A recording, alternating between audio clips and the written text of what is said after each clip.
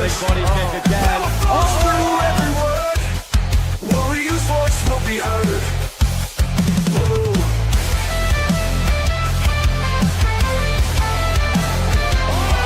That's right.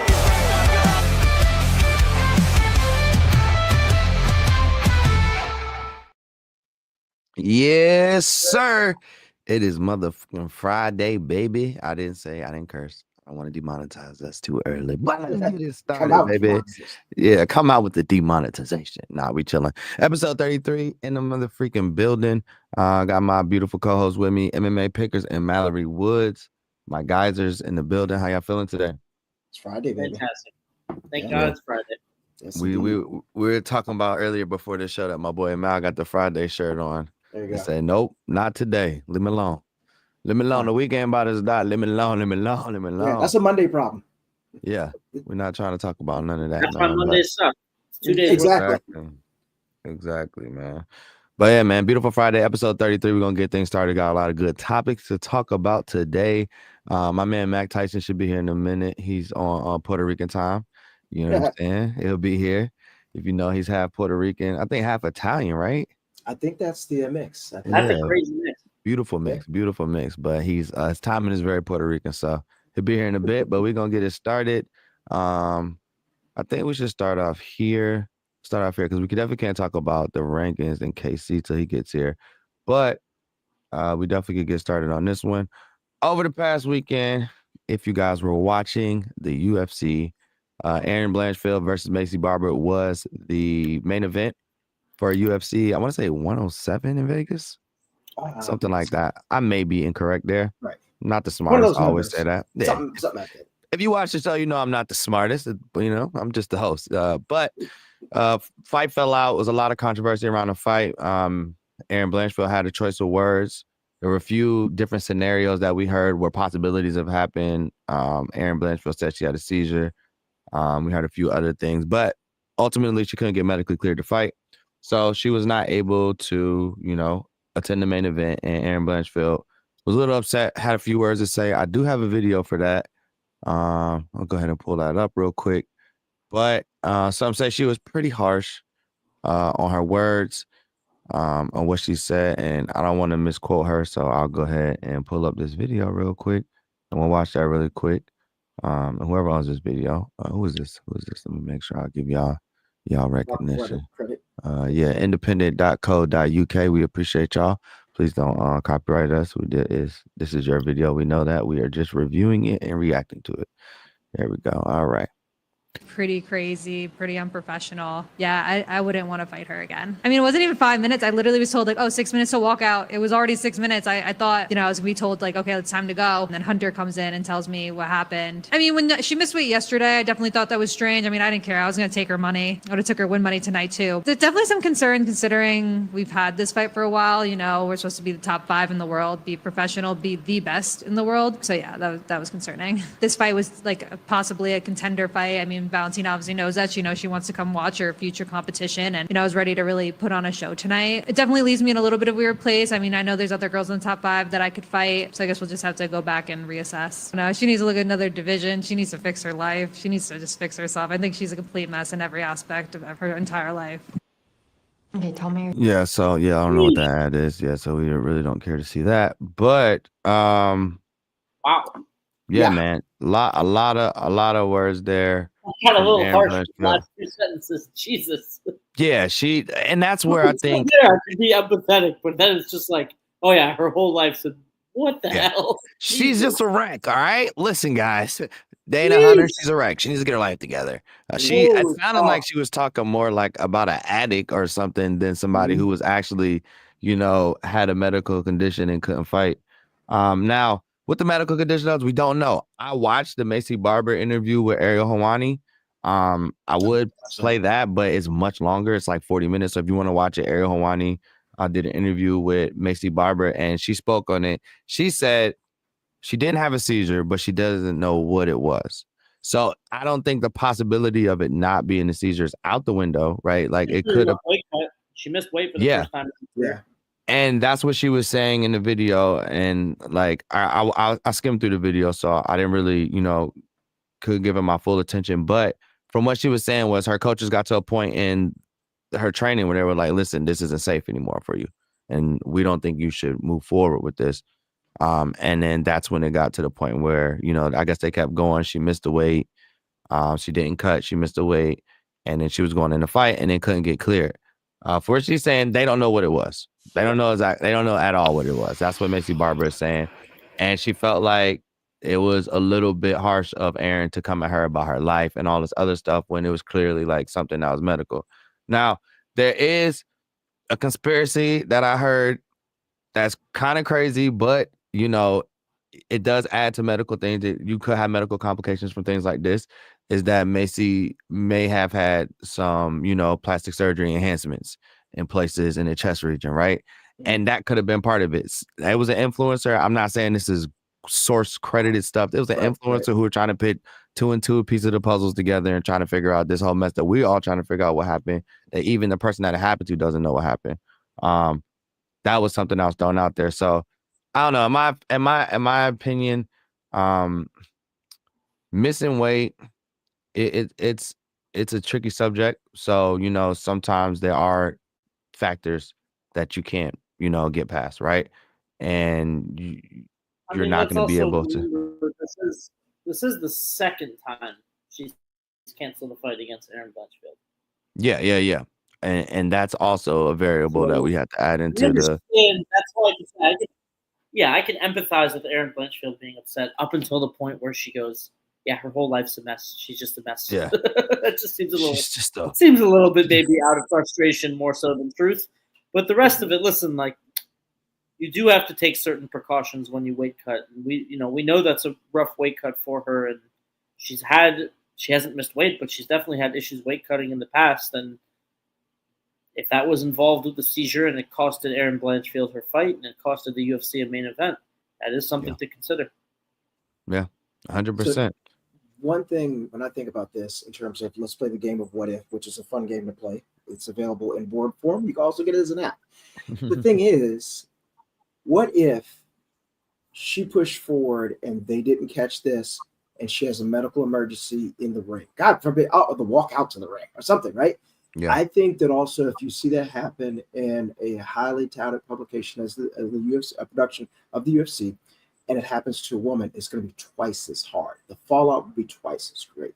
We have had professional boxers die outside of the ring, probably have almost died within the ring, depending on, when the actually time of death is determined, get irreversible brain damage. You have to cut the cord and everything out. And while that is 100% a tragedy in boxing, the sport does go on. Sometimes you'll get articles about boxing's brutality. We need to do this.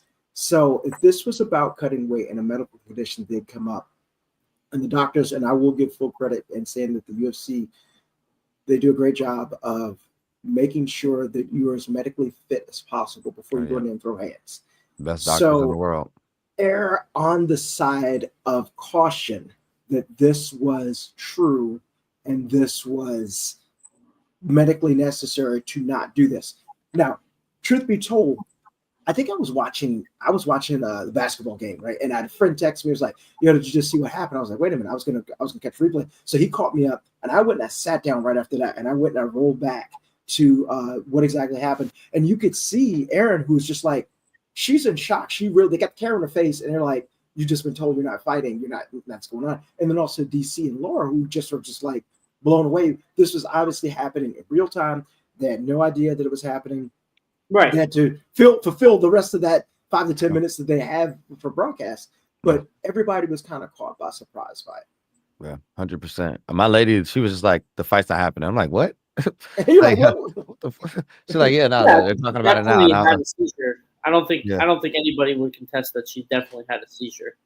I think what I wonder is how much weight did she have to cut? There's two parts of the weight cut, right? You do the 3 months leading up to camp where you're dieting, you're training well, and you cut a reasonable amount of weight, and that leaves you in a good position for the 24 hours before to cut what you need to cut. So what I wonder is, after a 14-month layoff, after this happening in previous bouts, after her having to pull out in a bout against the same opponent, did she do what she needed to do before that initial weight cut, or were the problems caused because she had too much on her weight on her plate? Excuse me. on her plate and on her weight. Yes. The final weight cut. Yeah. Also, one quick question: Did Erin get? She got a show. Did she get a win bonus as well? Yes. Yeah, that's what I want to know. Yeah. Yes. It was reported by Yahoo Sports. I'm looking at the article right now that she was given her full win bonus. Okay, good. Yeah. Because I was going to say, you prepare. You go out of your way. You do everything. Even if we look at the picture we have right now, she sat for them braids, and that is not a fast exercise. You got to sit there and have that stitched up and everything. All the time invested, all your coaches and everything. And if they just say, here's your show bonus, when you could have gotten more, it's a disservice. So I'm glad that she got that. I'm glad, I think it was it Wonder Boy when he was supposed to fight? So Wonder Boy, I was about to bring that up as well. Is Wonder Boy versus Michel Pereira. Michel Pereira missed weight by almost 7 pounds. And I don't believe Wonder Boy actually got his win bonus because he declined the fight. He declined the fight. Yeah. If he would have accepted the fight and then Michel Pereira wouldn't have shown up, then he probably would have gotten both. But he declined the fight, so they just paid him his base, which is still, for declining the fight, a good pay. And obviously, the UFC has a responsibility to him not to let him, fight 7-pound overweight Michel Pereira. But that's obviously a little different than this. It's a little bit different. Wrapping your hands when the fight got canceled. Right. Yeah. Yeah. I can't imagine the disappointment. It's got to be huge. Yeah, I mean that's the second time that happened. Now she said at this point she moves on, give her a better opponent. She's trying to claw her way back into a title shot. I mean, think about it. What if you're in your mid camp and you're pushing round 9 of 12 and you're kind of gassed at round 9 and your coach is like, come on, we got to get this done, and then you immediately go back in your head like, why am I even do this? Is this person even going to show up? It does affect you mentally. It does affect you physically to push in camp. That extra push. Yeah, do you need that? That's how Kamzat keeps winning his fights. I don't think he's gonna show up. Like he's not showing up. I'm not training that hard, and then he's just running out the locker room. Throw that shade. I see. Jesus, man. But yeah, man, insane thing, like rollout of events that happen. I guess we'll get the full story. Like I said, Maycee saying it wasn't a seizure. All signs kind of lead to it being a seizure, but I guess whenever she gets her medical, results back from whatever happened, we'll find out more. But I don't think we'll ever see this fight happen again. Erin Blanchfield should move on, like you said, Pickers. That is absolutely correct. The UFC should, move on from this fight. Obviously, bad luck. It's not happening. And maybe book Maycee Barber with some of them young up and comers. Let Erin Blanchfield keep moving up because she's doing well. She's doing well for herself. She's really good. I think she was a little harsh on the end, but I can understand the frustration. It's completely understandable. With the current event. The whole life is a mess. It's just out of that came from the heart, man. You kind of try to suppress things. You're like, I'm not gonna say that. I'm not gonna say that. I'm not gonna say something. And then all of a sudden, the tongue says, "Hold on, I'm bypassing the brain, and we're saying this." Yep. Exactly, man. Exactly. Say it with your chest. Say it with your chest, man. I'm gonna have to say this one with my chest because I'm actually kind of tired of talking about this. As a Jon Jones fan, I'm actually absolutely tired of talking about Jon Jones Aspinall. But here we are. Every week we have new updates on this shit, so we got to talk about it. Yeah, they're not actually new updates. I mean, it is. I have actual video the same place we were 6 months ago. of Jon saying, all right, well, we're just going to look at it, okay, because we have to. Like I said, I'm not a happy camper talking about this shit, but this is what's happening, man. So we have Jon Jones, Tom Aspinall. We know the whole debacle of things that's been going on over the last year. We haven't seen Jon Jones fight since Stipe Miocic in the Madison Square Garden, and we've been waiting for this fight to unify the belts. I think Tom's been waiting more than everybody, but get this to the stage.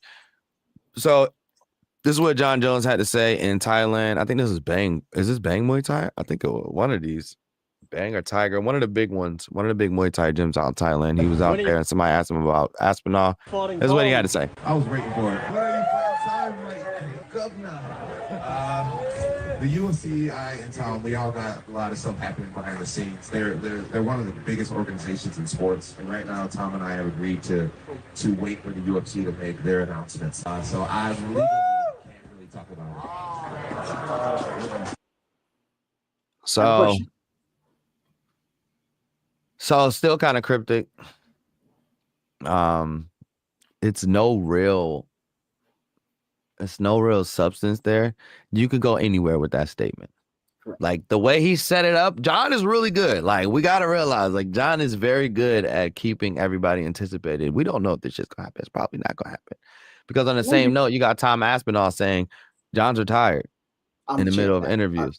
Yeah, Jon's He's got to retired. play little games there himself, you know.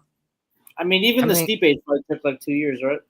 Mm-hmm. He's getting there. Here's my question, and this goes to both of you. So, looking at the two men, and we'll take Dana out of the picture. Looking at the two men on this picture right now. In terms of rent-free, is Tom living rent-free in Jon's head, or is Jon living rent-free in Tom's head with everything that's been strung along? Who goes to bed, and this is the last thought on their head at night? What do you think? I actually am going to give the answer you're not expecting and say Jon probably lives in Tom's head free because he holds the. I want to hear it. He has the undefeated record, and he can walk away from the sport and still be the GOAT today, even if he's called a duck. Whereas Tom needs Jon for his legacy. That's a really good answer. I like that. Yeah, he does. And that's the unfortunate event for it, man. And it sucks. As a Jon Jones fan, I love Jon Jones, but also this kind of sucks to watch him kind of see a dog like this and just not wanting to go into the, octagon with him. But if he retires today, is he the GOAT? Go. So, like, no asterisk? No, not throwing one up there? Go. He's the GOAT. Nobody's fucking with him. If he retires today, he's a GOAT. Even his loss is a blemish and it's not even really valuable no more because it's not really a loss. They changed it. You could do it now. Animal fight, that's not a loss. Yeah. Anyways, but so man, I agree. Jon Jones does have the upper hand on the rent-free side of things. I think the person who's got them living in his head the most is Dana White. He's the one losing. He's the one that's got to carry it up. He's the one. Shout out Uncle Dana, man. I'm sorry, dog. I know this is rough for you, man, but he's the one losing the most sleep at night over this shit. And everybody asks him as soon as they ask a question. This is the first question right off the top of the head. Yeah, man. What about that Jon Jones fight? Dana's like, you know how he wants to respond. Just shut up. We're taking care of it. But he's got to give the political answer. He'll start walking out of interviews. This is all probably pretty good for Tom Aspinall's brand. No, 100%. He's getting more. He's getting stronger without more media on him. Yeah, he's getting more media on him and more followers than he ever would if he would have just continued to fight heavyweights. Yep, 100%, 100%. And that's one of my questions to you. Is this one's for pickers too? Do you see anybody in the heavyweight division that is coming up? Or that can even contest with Tom, like even at the top of the levels? I mean, you got a lot of really new blood in heavyweight. If you want to talk like really far out prospects, there's that guy that just joined off of DWCS, 6'8", comes into the UFC, gets a beautiful first round knockout. You got Walter Walker, brother of Johnny Walker, gets into the UFC, 2 heel hooks right off the bat in the heavyweight division. Closer to the top, guys I could see possibly giving him problems. Would like to see him fight Jalton Almeida. Jalton Almeida's got great grappling. If he's very tough too. If he manages to find a way to get Tom to the ground, that could become an interesting fight. Cyril Gane. One of the things that makes Aspinall so good is he moves like a middleweight, and he's light on his feet. And he kicks so lightning fast and punches so lightning fast. And Cyril Gane's a better striker than he is. I don't know if he has the level of power, but he's a better just skill for skill striker. So, again, we've seen Cyril Gane with an improved ground game as well since the Jon Jones fight. I know it's a controversial win over Volkov, but he spent a lot of time in that fight in top controlling positions doing ground and pound damage. And I think that's a good thing. It shows he's transitioning into an MMA role. And that could be an interesting challenge for Tom. But obviously right now, all of that is a moot point, and we know what the challenge we really want to see is. Yeah, we want to see if he could take out the GOAT. And the GOAT is going to continue his legacy as being the top dog of the thing. And to the Cyril Gane one, that is the one I hear the most when I'm like watching content and stuff like that is everybody wants to see him fight Cyril Gane. And I think that makes it makes the most sense if you're not fighting Jon Jones. because at this point, Jon Jones has made Tom Aspinall a superstar by not fighting him. Mm-hmm. You know, or Volkov also. You know, Volkov's been. I mean, granted, he already beat Volkov by first round submission. Volkov's been on a tear since then. Yeah, he's been looking excellent. So, in your kind of dissection of the heavyweight division, without taking the new blood into it, I'm just looking at the top 15 that's right there. If you let's just say, let's use the scenario. John walks away. Nothing we can do about it. Got to move on. So Tom is declared undisputed heavyweight champion. I think that the first matchup is Cyril Gane, assuming everything works out. Gane's not injured. You know, you can come to an agreement. So if Tom gets past that, and then you've got Volkov and you've got Sergey.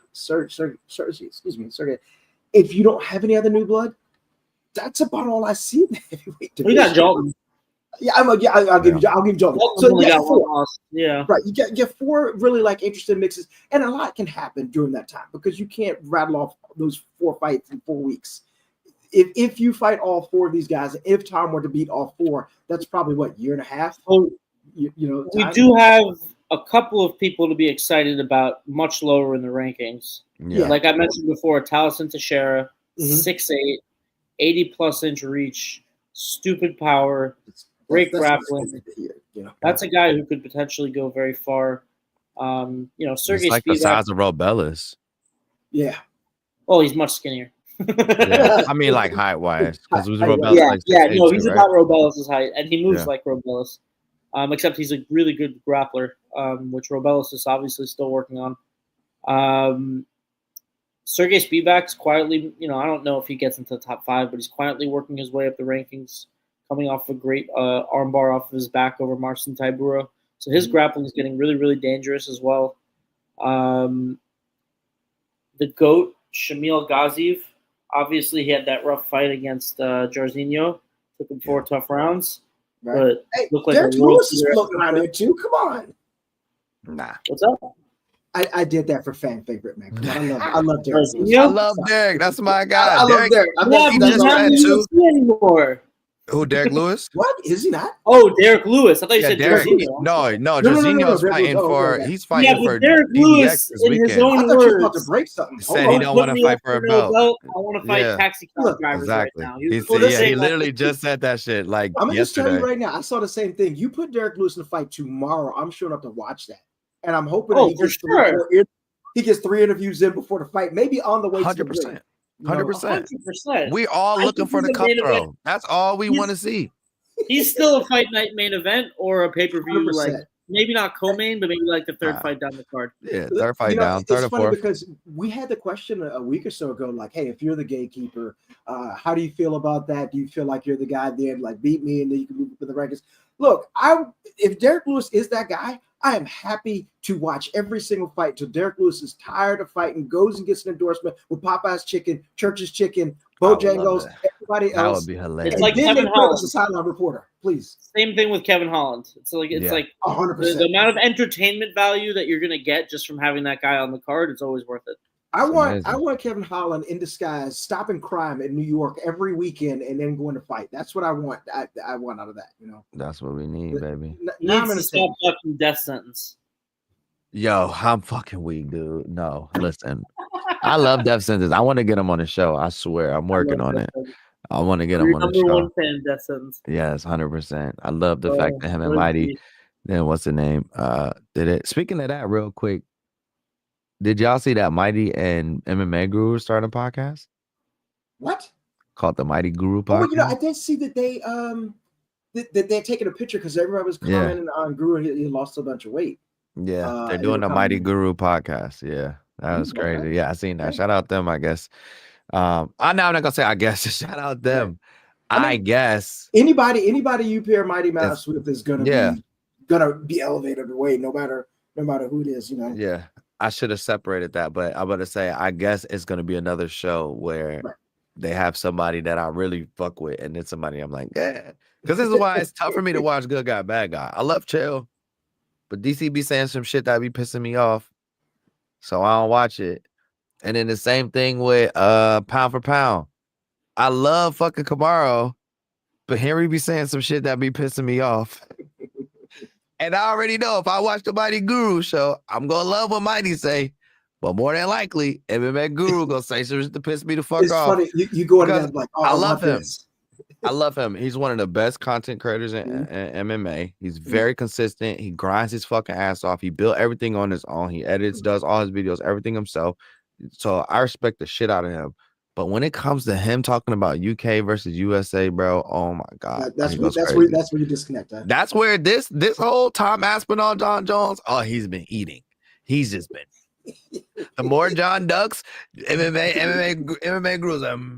He built a whole career off that. No, literally. But I like some of his takes. Like, you know what I mean? I agree with him on some shit. I'm not gonna speak on it, but yeah, I agree with him on some stuff. But best luck to them, man.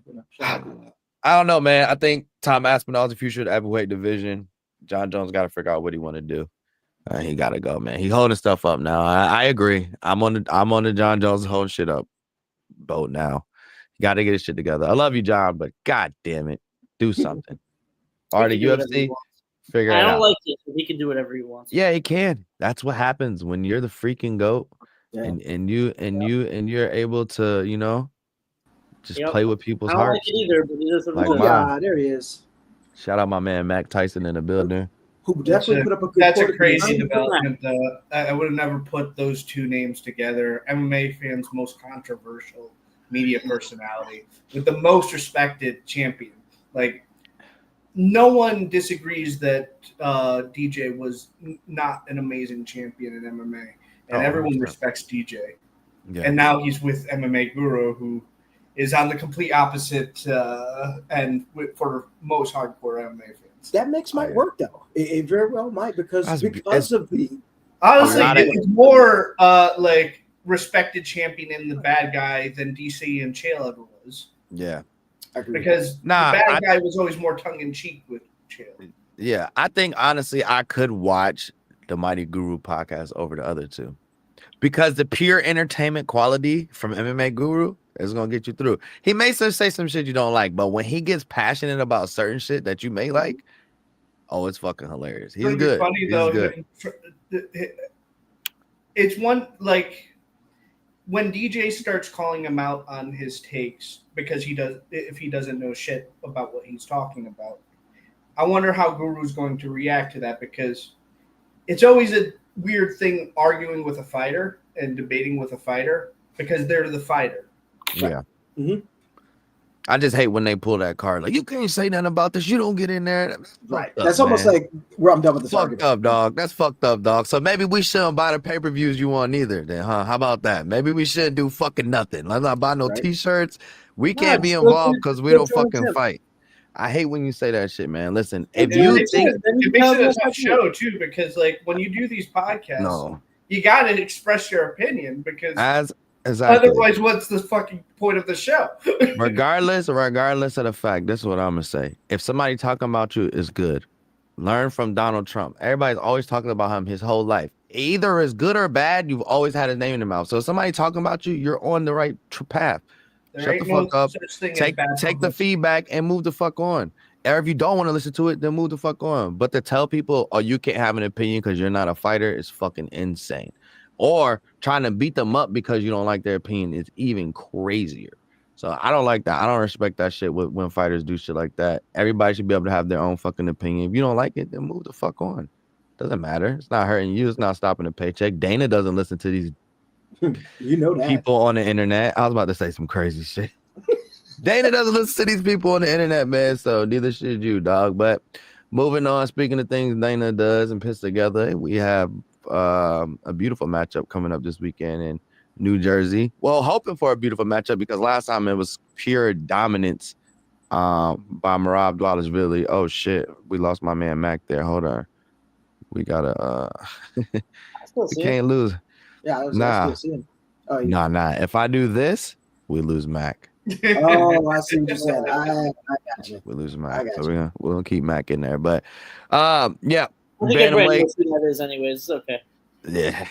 Bantamweight division matchup. Sean O'Malley versus Merab Dvalishvili rematch UFC 316. It will be happening tomorrow at the Prudential Center in New Jersey, Newark, New Jersey. Shout out Newark, New Jersey. One of my best friends is from well, not from, but he lived in that area for a very long time. He's actually out there going to the fights this weekend. Shout out V-Chain, my dogs, my people's over there. And it's gonna be crazy because Sean O'Malley has literally revamped his whole life for this fight. And what I mean by that is he stopped smoking weed, he stopped drinking, he stopped beating off. What else did he stop doing? He stopped gaming. Yeah. And he say he's been training harder than ever. So I think he really Dagestani now? I know Dagestani for a year or two. He should have, though. That would have helped out a lot. But he's got a great BJJ coach. Like Tim Welsh is amazing. Like people, like Tim Welsh is great. That's why I didn't really understand the first fight. How he couldn't really. And then I see Merab in Goshen, and I was like, nah, I understand. But but Rob is different. That man went for like 15 rounds, dog, just rolling with Aljamain and shout out Arturo Vergara, Aljamain and Dennis. I forget what Dennis' last name is, but he's in the UFC. He's just been suspended for like a year or so for some other shit. I forgot what it was. But anyways, I didn't understand that. He's got a great BJJ coach, but he's got to go up against Merab the Mangler. Merab the Machine Dvalishvili. Like, this man has an endless gas tank. We've seen it over fight. He applies pressure to you and wears you down in the Georgian style. You know what I'm saying? And it's going to be a tough one for Sean. But like we said, he revamped his whole life for this. So let's not forget. I will say, great, man. I will say that I have one concern, though, from what you just described. What's that? Where are his stress levels at? Because he's basically taken out everything that were his stress relievers and just focused. Or maybe he replaced them.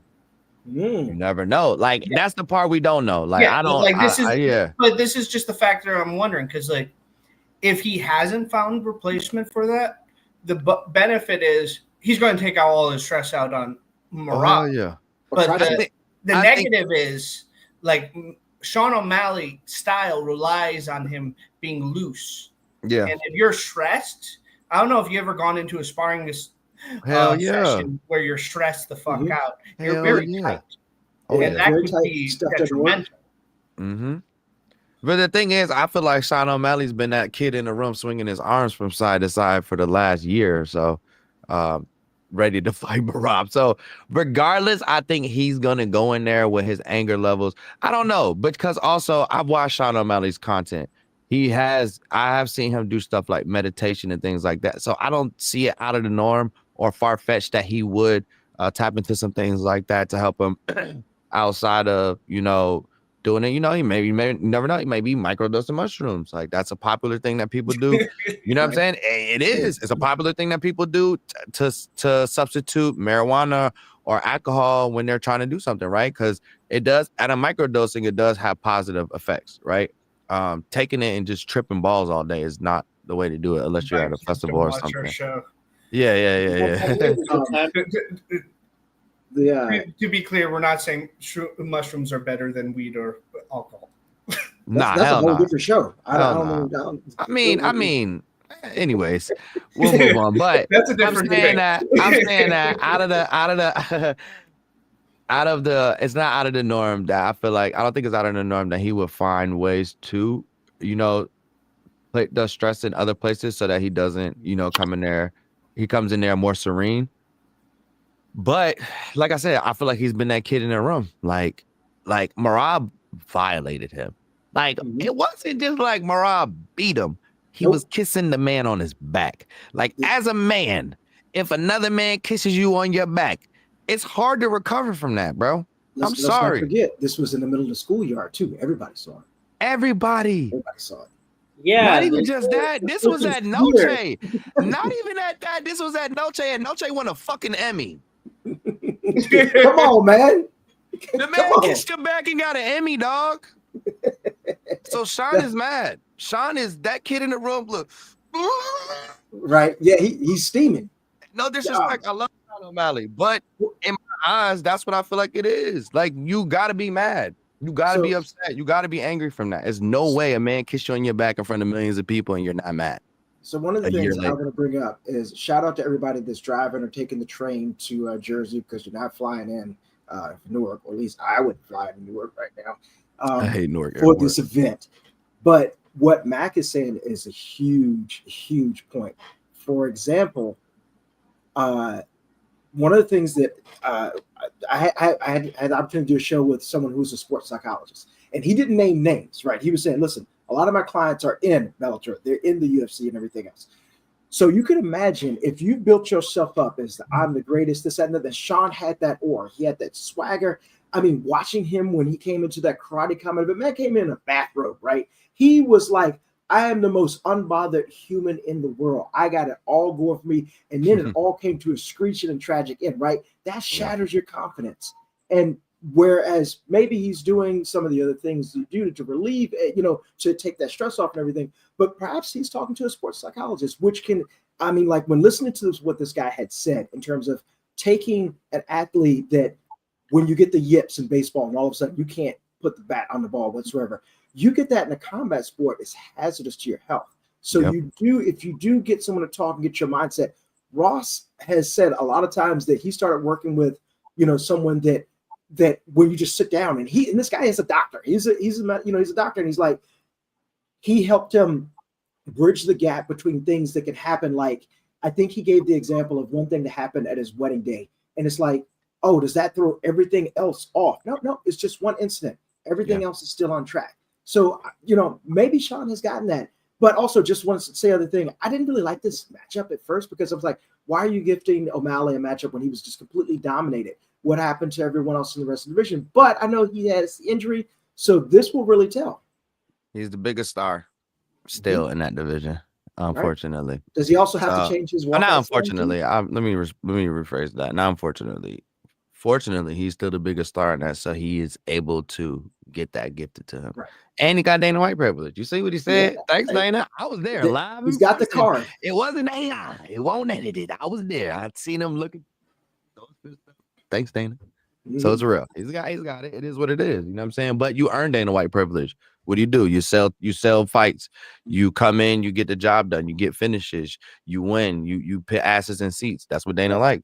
You do that, you're gonna get it. And that's how it happens. So we'll see, man. Sean O'Malley has his chance. I think he's separating. I think we're seeing Sean O'Malley and not the Sugar Show now. I think this is what this next fight is Sean O'Malley. It's not the Sugar Show. I think he's separating himself from that because that's what all the things he did was smoking weed, drinking, partying, playing video games and streaming. And all. That was the Sugar Show. You take all that away, what do you got? You got Sean O'Malley. So we're going to see if Sean O'Malley can beat Merab Dvalishvili instead of the Sugar Show. And we'll find out this weekend, man. Check it out. I ain't going to lie, man. I don't know where I'm betting towards on this fight. I bet it's a lot. I actually took one with Merab by submission. I don't know why. I think I like that, but I think if Merab takes him down, it's going to be hard for him to get him out of his grip. So, what's the bet on double KO? Because I'm betting that way. That would be fucking hilarious. I would retire. Who is Merab decisions minus 160? That's not bad. I might take that. Not bad at all. All right.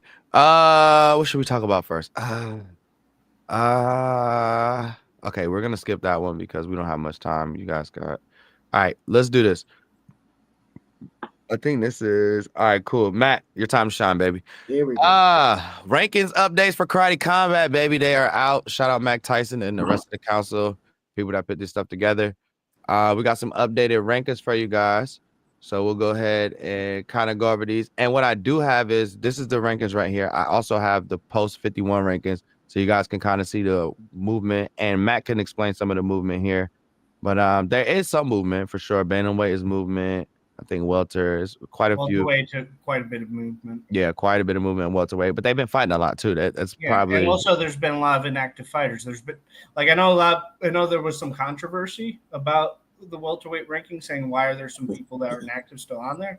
One thing to be important: if you have not refused a fight on you can remain on the rankings. As soon as you refuse a fight, then you're eligible from getting kicked off the rankings. However, inactivity still hurts your rankings. There's been quite a few welterweights that were on the rankings and past rankings that have slowly moved off. And if you even see with Josh Quahagan, former champion, he used to be much higher on the rankings. I think even in the post top case 5, I think. Yeah, still, and right? he's moved all the way down now to 8. That's a former champ. Yeah. So, yeah, a lot of movement going on. And no discredit to him. I understand he's been out with injury, but still, you gotta let the division move. Yeah. Fighters got to fight, man. Yeah, fighters got to fight. Yeah, Bantamweight had a lot of movement. Adam Noy moved up. Tyson I think we all expected that. Yeah, we all expected that. I think Tyson Nam wasn't on KC. Ooh, Loxby over Ali Zarenfar is interesting. I mean, Loxby only has 1 loss. So does Ali Zarenfar, doesn't he? No, he has 2. The second one. This was the second loss, right? Getting knocked out from them is nothing to be ashamed of. Ali won in Dubai last year, and then he lost this one, which was very close, super close. But Loxby's had a lot of finishes. He's been he does fighting a lot. Like Ali is a decision guy. Your record of accomplishment outside of karate combat factors into these rankings, but what you do in the pit matters more. Yeah. I'm surprised Mahakov's not on here. Just got 1 fight in, man. He's well, I mean, I guess he is. He was like top. He was top 5 in his division, but we already did this. I'm not going to start again. I don't want anyone to get roasted in the comments. Oh nah. I'm looking at this welterweight. Yeah, I don't think Luis Melendez is fighting for us anymore. Unfortunately. That is unfortunate. He was great. That was a good last fight he had. Luis Melendez has been just posted recently wanting to get back into the pit. Yeah, but I don't know. He was fighting with another organization out in Albany. I have not been informed that he is off the roster. If he is off the roster, then he would be removed from the rankings. Okay. All right. Yeah, I know he was fighting for another organization in Albany. Marcus Perez. See, these some people I want to see fight against. See, that's why I like versus Perez would be a great fight for the belt. I think, honestly, to be real with you, to be 100% with you, I think Perez wins that easily. I think he's got a more multifaceted skill set, yeah. I think Perez wins that easily. Osmo's a dog, though. You can't count him out. He's striking. We got a lot. So good. So if you want to see kind of like so this is post 51. This was the last one. So there's really no movement in women's strawweight at that one. Jay Durant's still number 1. Everybody's still pretty much the same. It's not even really been a lot of women's fights this last year. Bantamweight had the most. Like Owen Chummy, Jesus Lopez, they all moved down. Noy moved up. Loxby moved down. What's his name? Nam wasn't even on here. He jumped up there. Dana has moved up. Yeah, Dana's moved up. Yeah, he's 4 now, right? Yeah. And then you got Luis Brennan Roca still the same. Weber moved up. Weber moved up. Shout out my dog, the Silverback Gorilla. That's my guy, man. Holding it down. He the only one who been holding it down for karate. I'ma just say it. The rest of y'all gotta step it up, man. Ever since Ross left, I'm just saying. Ever since Ross left, shit ain't been the same no more. We gotta get it back, boys. We gotta get it back. Weber holding it down for y'all, man. Y'all gotta. That motherfucker's different. I love watching him fight, boy. Ooh, boy, I love watching Weber. I made a fight. Pretty sure he's gonna be on his next card. Speaking of the next card, let's just jump into it because we don't got that much time. We still gotta get Pickers to do his thing. Boom. Ooh. Finally fucking happening. Oh my god. This fight is the most anticipated fight in karate combat. Nah, we ain't knocking on this shit happening. If I gotta dress up as Luiz Rocha or Shazaib Rind to replace one of them, this motherfucking fight is happening. I don't give a damn. This fight's happening. It's happening. No, it's locked in. It's definitely happening this time. I'm like 99.9999% positive that this fight is happening. And also know that there's some massive fucking news coming soon, but I can't speak on it. Right. But this is massive enough because we all been waiting on this fight. This is the most anticipated. Mac Tyson, please help me because you've been around way longer than me. Has a fight ever been like built up this much? No. This is like the storyline for this has been beautiful, and like there's so much anticipation for this matchup. Old guard versus new guard, champ versus champ. Who is the true undisputed lightweight champion of the world? We won't find out until Karate Combat 55. Yeah, 100%. And it's only been heavyweight division. We've had a new champ with the new rule set. Bantamweight division, we've had a new champ with the new rule set. And now we're going to find out who's the new champ with the new rule set in the lightweight division between these two gangsters.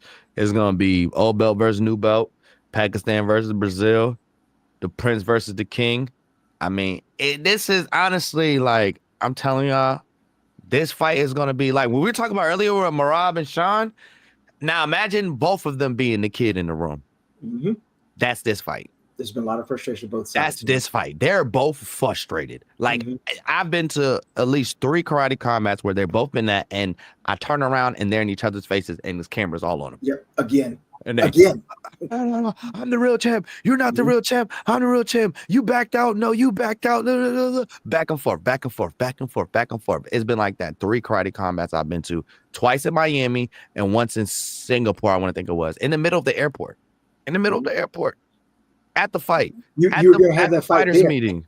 Bro, that shit is I just want to see these two fight. You know when you like in the house and your brother and your sister just keep going at it, they just keep fucking with each other all day. And it's like just fucking fight. Just give them the gloves and fight. That's this fight, bro. So I'm so happy that it's happening.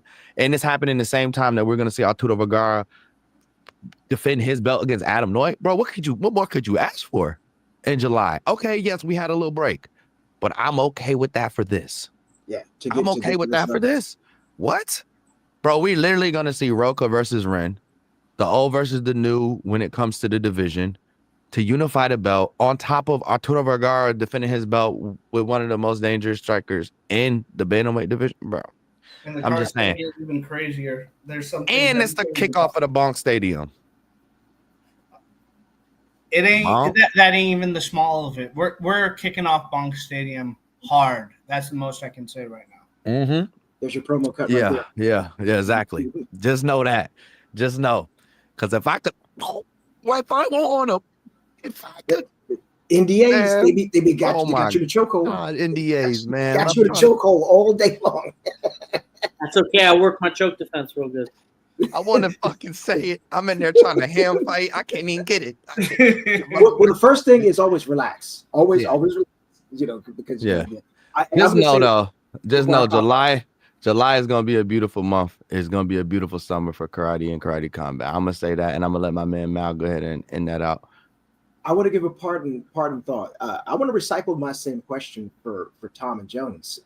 Who lives rent free in whose head here? And this is a great picture right here. Who is thinking about who when they go to bed at night? Is Luiz thinking more about Shazaib, or is the other way around? Which one?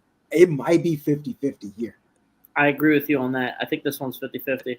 Yeah, there's not the same power imbalance there. I mean, yes, Luiz Rocha is the veteran here, but Shazaib has the recency bias, and then Luiz Rocha is great, but he's not Jon Jones. He's not like, this is the go to the sport. And his last fight, he lost. Yeah, and he's kind of the face of karate combat right now, too. Right.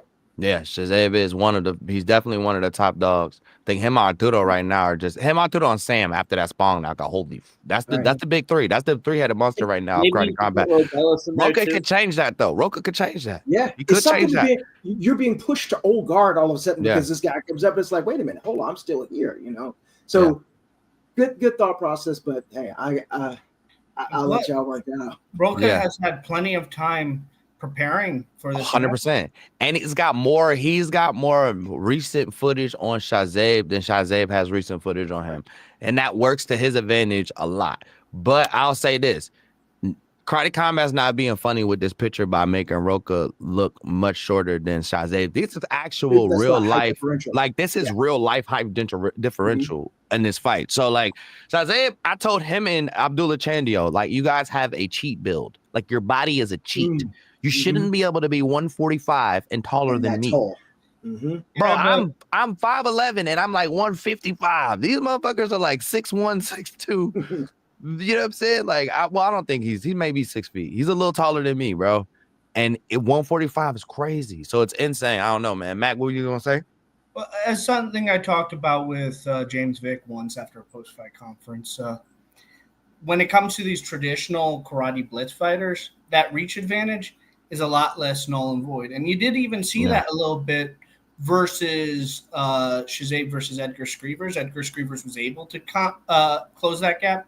The issue is that there was such a big weight difference that Screevers just didn't have that oomph to actually have any substance when he closed the gap.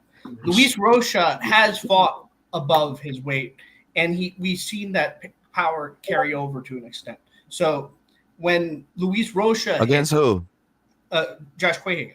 Oh, Quahagan. Okay, I about to say. I thought you were talking about Tebboev. No. Yeah.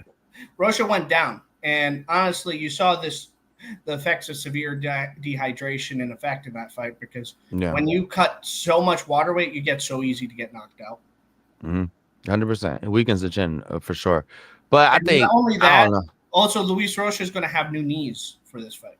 So we might see a blitz fight we haven't seen in karate combat. Nah, I'm not laughing at the fact of what you said. It's just the way you said it. He's gonna have new knees. It fucked me up for a second. I'm like, what the? He's about to be cyborg in this bitch. Nah, I get what you're saying. Yeah, stem cell research. He has stem cells. Yeah, and imagine if you had your knees from 30, look. I'm about to ask how I can get a pair of new knees. I need some new knees. I ain't gonna lie.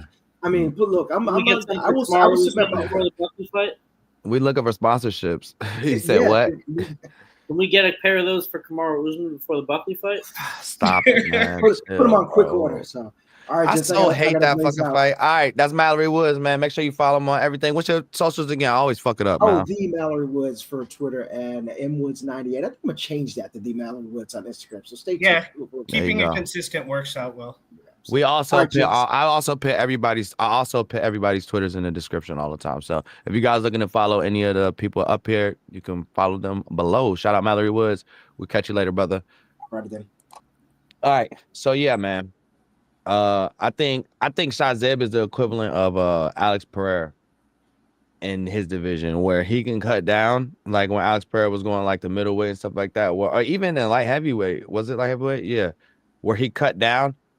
And when he comes in, he's like 225, 230, right? That's the same with Shazaib. But like you said, that could lead to you getting knocked the fuck out. He really did. When he fought Scrivers, he really looked like a middleweight in there. Bro, he's massive. When I go to the gym and see Shazaib, I'm like, how are you making 145? 155, right? 155. Yeah, 55. I'm sorry. How are you making 155? There's no way that dude makes 145. He'd have to cut off his leg. Yeah.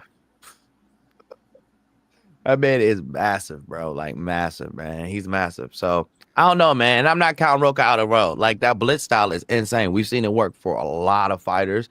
Rocha has been tested in karate combat. He's been at the top for a little while now. Shazaib's just so good at using his length advantage. Yes, that's the thing. Once he has that much of a length advantage over you, he's just so masterful with it that it's just so hard to overcome. It's the teeps, it's the kicks, and then it's the.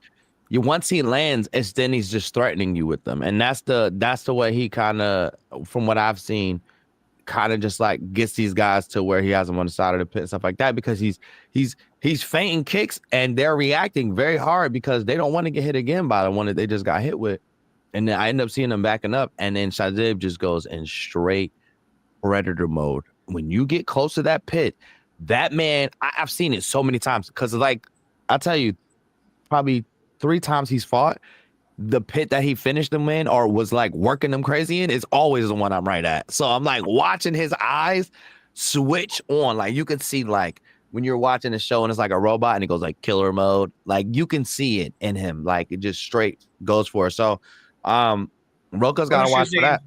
One of Shazaib's strongest weapons in this fight is going to be his flying knees. Yes, and that's another thing too, is that's where he threatens them with. Like, and those are the things that, like, I feel like what Rocha's keys to success is mastering the middle of the pit, like just taking control of it.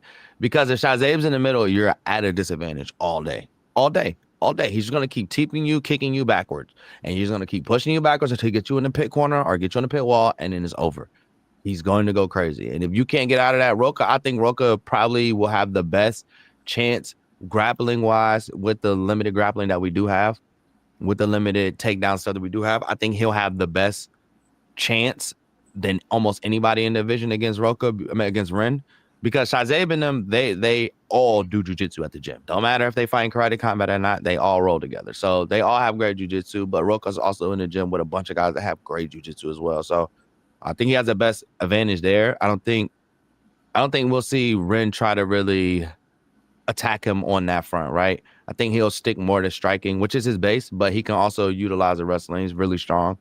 He can get you down, but yeah, I think Rocha's got to stay in the middle. Rocha's just got to stay in the middle, kind of bang. He can't fall for the feints, because like we've seen it multiple times, like the one where he did the feigning knee, landed, switched his stance to a high kick to the head. Like it's things like that he sets up with these feints. So he can't fall for the feints. So I don't know, man. It's gonna be a tough one. But I'll tell you this, I'm excited as fuck to see it. I'm super excited. Can I cut in here? Some Let's breaking go. news just came out 10 minutes ago from the UFC. Holy just shit. got an alert on my phone. They are officially announcing, I guess it's similar to One Championship, an official brand called UFC BJJ. They'll have the Ultimate Fighter style reality show, and they'll be having BJJ competitions under the UFC label. And Mikey Musumeci is scheduled for the first card. You know what's crazy is? That's pretty awesome. I think we might get some more news from that too. I don't know. I'm gonna see. I'm gonna hit some people up. I think it may be some other things tied into that, but that's dope though. BJJ. Shout out everybody doing the Brazilian Jiu-Jitsu competitions and keeping it going. We also have pit submission at Karate Combat, pretty dope. And the UFC guys come out for that, so it's dope to see that they add some more for them, because I know they like to compete, keep themselves. Because jiu-jitsu is definitely great for cardio. Still waiting for Phil Rowe versus Neil Magny in the pit. Oh, that would be gas, yeah. Did he tell you on the broadcast that he would do that on you guys' broadcast, Almost Sports? When Neil Magny was on the broadcast and I was feeding them questions, I had them ask him if he would fight Phil Rowe in the pit. And then Neil Magny and Prez sent Phil Rowe a selfie. That's the last I heard of it. Oh, buddy. Yeah, Phil's always down to do some shit. So we'll see. Phil's always down to do some shit, even though Craig's different. Craig's just different.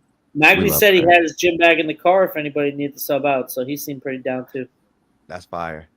I love Neil. Neil's great. Neil's a great guy, great company guy. Not much of a like superstar and not much of a fight builder, but great company guy. Always have great fights.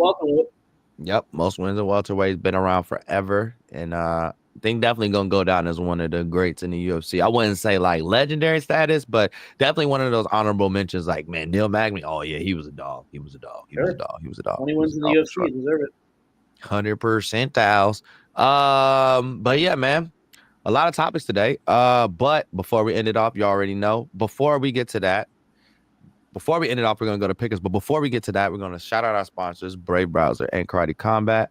Brave Browser is one of the safest and most secure browsers in the land. Also, on top of that, if you watch YouTube videos, no ads. Can't beat it. You don't got to pay for YouTube Premium. I think that sells itself right there. Go download Brave Browser, brave.com, and get that downloaded now. And also, Karate Combat, you already know. That's our peoples. We love them. Karate Combat. July 18th coming up. Ren versus Rocha. Arturo Vergara versus Adam Noy is going to be absolutely insane. 2 title fights in 1 week. Absolutely bananas. So make sure you download the app so you can get in your votes, because you can vote in these fights.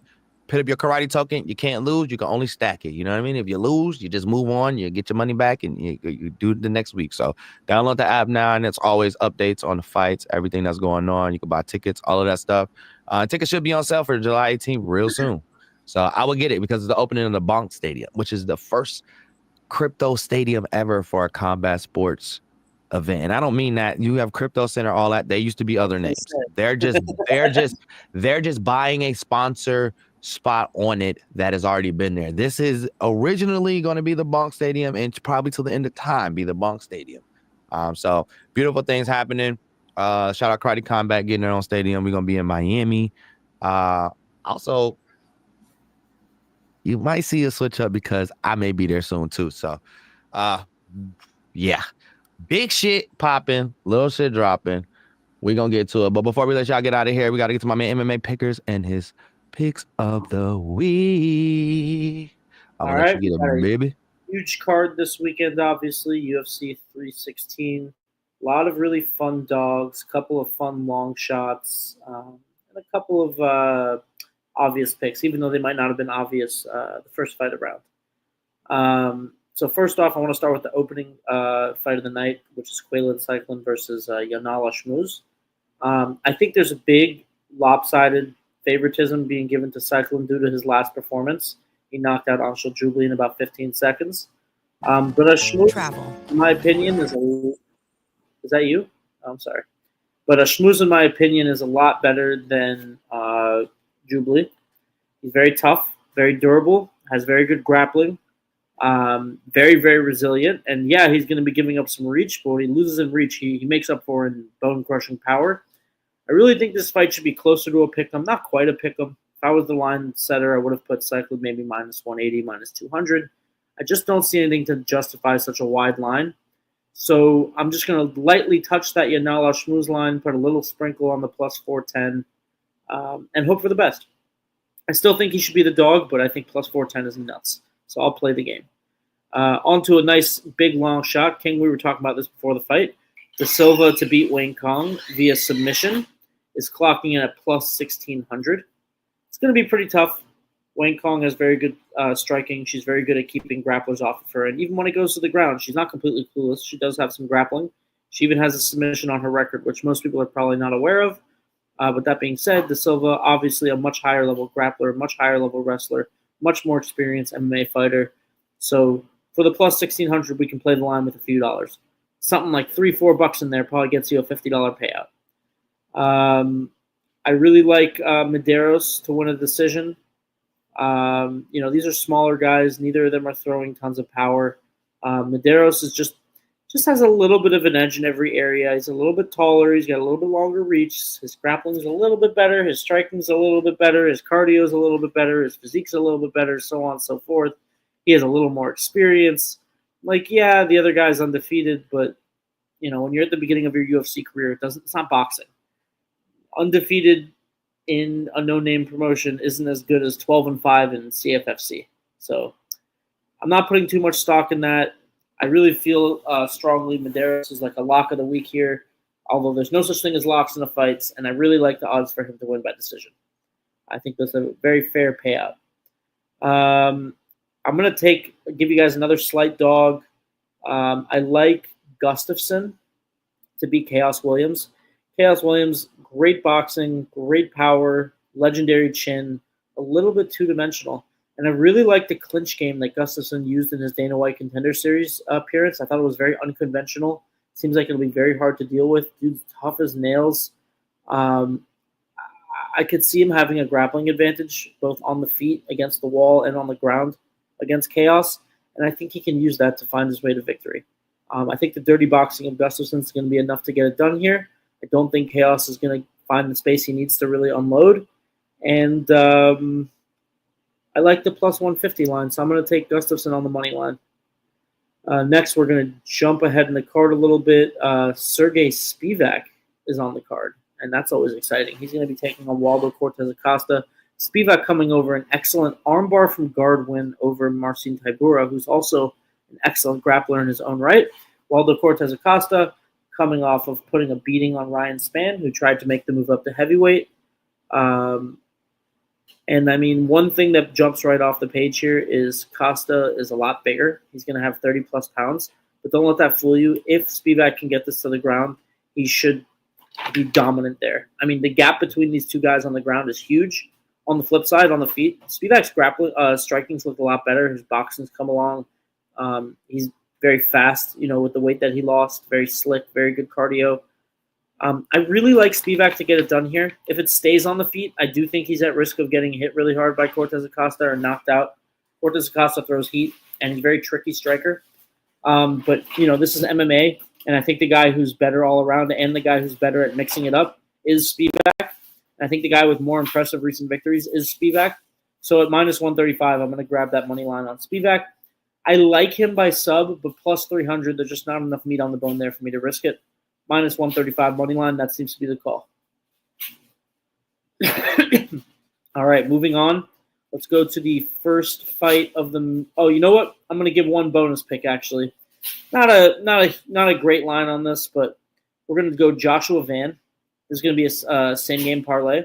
Joshua Van money line over 1.5. To combine those two picks, you get about minus 170.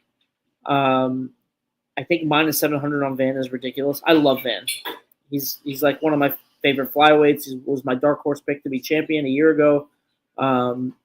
I love Van, but Silva's a dog. Silva's fought really good ranked opponents. Silva's extremely durable, and Van's been chinned before.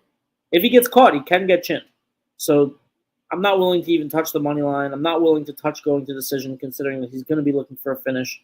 But Van over 1.5, being under plus 200, around minus 170, that's good enough to at least put a small bet on or put in a parlay. Anyways, moving on to the main event. I think it opens up with Luque versus Holland. Is that correct? Yep, there it is. So, I mean, we know two things here. Both of these guys have huge power in their hands, and they're going to be looking to use it. And Vicente Luque is a bit chinny. I'm very tempted to bet Kevin Holland by knockout, but Vicente Luque also just got a beautiful knockout in his last fight, and we know that the power's there, and either of these guys can get chinned. If you just bet the result to end on a knockout, it's a plus 100, and I think that's a great bet here. I think that's what these guys are going to be looking to do majority of the fight. And I do think one of them is going to find it because both of them have been rocked plenty of times. So let's take this fight to go ending KO at plus 100. Moving on, Mix versus Batista. I'm going to keep this short and sweet. Mix, he's not like other guys outside the UFC. He only has one loss. He's an absolute killer. He's extremely skilled everywhere. He's proved himself against the other best non-UFC fighters who are at the caliber of UFC guys. I truly believe in his skill set. I think he beats Batista. I'd like to say sub, but I'm not 100% certain how, so I'm going to take the money line on him at minus 180. Then for the co-main and the main, I'm taking the dog in the co-main. Pena right now is a plus 525 money line, plus 1100 to get it done by decision. I do worry a little bit about the decision. I think it's a smart bet to put a little sprinkle on. I do worry a little bit about it. I think one of the ways Pena could win is Harrison getting gassed out, similar to the first Pena-Nunes fight. And Pena is a capable finisher in that scenario. Plus 525 is pretty good odds. I really didn't think Harrison looked very good against Caitlin Vieira. She struggled taking her down. She really struggled in the striking exchanges. I think Pena has a lot more high-level MMA experience. And I do think Harrison is the justified favorite, but it's kind of like the first fight. I just don't see a justification for Juliana Pena being a plus 525. I don't see it. I didn't think Harrison looked good during the Vieira fight. She doesn't really have that many other high-level wins except for maybe Holly Holmes. She just kind of laid and prayed on her. Let's slam that plus 525 or that plus 1100 and let's see what happens. Final fight. I picked this one wrong last time around, so it'll be super funny if I pick it wrong this time around. That being said, I have to make up for my mistakes here. I got to go Merab by decision. Yeah, I know O'Malley didn't dye his hair and he stopped playing video games and whatever else, but you just can't catch up to that level of wrestling in the span of, a year and a half? I mean, you're talking about a guy who, double like Cejudo, carried him across the cage like he was a rag doll. You're talking about the guy with the most takedowns in UFC history. The man who literally has 2 heartbeats and 4 lungs. I mean, this dude has unlimited cardio. Yes, he gets chinned from time to time, but he has legendary recovery. And he just does the same thing to every opponent. He shoots 70 takedowns. He pushes you up against the fence, and he lays on you. And he's going to win a decision here. That's going to be boring, and it's going to be disappointing. So if we have to watch that, we might as well get paid for it. Merab by decision, minus 160. And those are your picks of the weeks, fellas.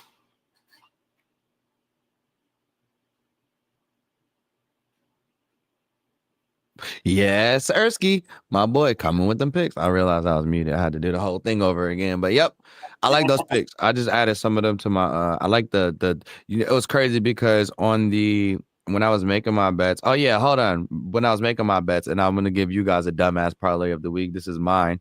I was looking at the Kevin Holland Vicente Luque fight, like, dang, I don't know where I want to go with this one. Like, they're both, like you said, they're both chinny. They both have power. They both try to get knockouts. Like it could go either way, but going for both of them a knockout, just going for a decision to be the knockout. I meant the result to be a knockout. Actually smart. Now that's smart. Good odds too. That's smart. This, what I'm about to tell you guys, is not. So follow this at your own risk. This is King's dumbass parlay of the week. All right, you ready? I'm taking Ariana De Silva to win by submission against Con Wing. Plus 1,600. I know it's absolutely insane, but almost all of Silva's wins are submissions. She doesn't really do it anywhere else. So if she's going to get anything done, I think that's her best chance of victory. And we've seen Con Wing kind of struggle with the wrestling. I got Mario Batista by KO. I know MMA pickers hates this one because he really feels Patchy Mix can get it done. I feel like that. It's plus 750 for KO for Mario Batista. So I took that. I had to slam it. So Patchy Mix. Yeah, I know. Patchy Mix, I love him. I think he's great. He's gonna do good. But I'm only solely following the trend of guys coming over from other leagues to the UFC. That's the only reason I took this bet. Joe Pyfer by KO, I believe in that. Juliana Pena by decision, I believe that's definitely a huge possibility. So you got Ariana De Silva to win by submission, Mario Batista by KO, Joe Pyfer by KO, Juliana Pena by decision. That is a plus 606,800. Okay, $1 will get you $6,000. Has had one KO in the last 7 years. Hey man, and if he gets one and the rest of this happens, I'm $6,000 richer off $1. This is why this is a dumbass parlay of the week. This is the Warriors. Oh, it's a donation parlay. This is the change your life parlay, but it ain't probably gonna happen. Listen, this is the Warriors Voice, man. It's episode 33. Had an amazing show today. Shout out all my co-hosts that came by today: Mallory Woods, Mac Tyson, my man MMA Pickers always. Shout out Brave Browser and Karate Combat for sponsoring the show, and shout out everybody who's came through every week, the people who support us, all of the people who watch the shows after we clip these out, put them out, and people come through and watch them. So shout out all of you. If you're watching this, we love you, we appreciate you. We getting out of here, and we'll see you next week.